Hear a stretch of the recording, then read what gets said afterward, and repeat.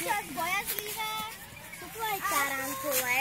A tu je menšia, ale je mláďatko a páči sa, tu môžete vidieť veľmi milého pavúčika, ktorý je niekedy priateľský a niekedy sa bojí. Môžete si ho pohľadkať, chcete? Pohľadkaj sa, Zlatko. Aj ty si ho pohľadkaj, Zlatko. Nie je nebezpečný. A občas sem príde aj nejaký had, ale ten tomu vypichli oko. Čo mu urobili? Vypichli mu oko, taký malý chlapček, ktorého už tam nechceme pustiť, pretože môžu obližiť ďalšie zvieratá. A tu na strome ihličnatom je malý netopierik, ktorý je veľmi zlatý. Môžete si ho aj pohľadkať a jeho rodičia sú teraz hore a spia. On jediný tu je hore. Takže stále je hore. A túto stromku, týchto stromov sa vyrábajú napríklad poháre drevené, lyžice, nožnice.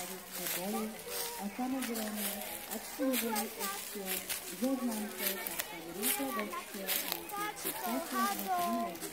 a aj dokonca motýľu. A potom poprosím vedúci, aby prišli k svojim firmám a koordinátori pod ich informáciou tedy dozorom veci do skladu alebo do jedálne. Proste tam niekto teraz je.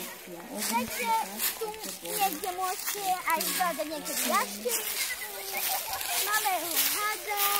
Toho slepého, že? Hej, toho slepého. Ale je taký bojazlivý, niekedy nevylieza, niekedy vylieza. Niekedy ho občas môžete vidieť. A sú tu kavu. A preto som prišla veľa návštevníkov, pretože tu majú dobrý prírodcov. Dobre sa tu niečo naučia o nejakých pavúčikov, ktorí sú veľmi zlatí. Dobre. A teraz môžete odletieť túto takých lietadlom. Páči letenky. Páči sa. Ďakujem a letíme. Dovidenia, letíme. Letíme, urobíme lietadielko.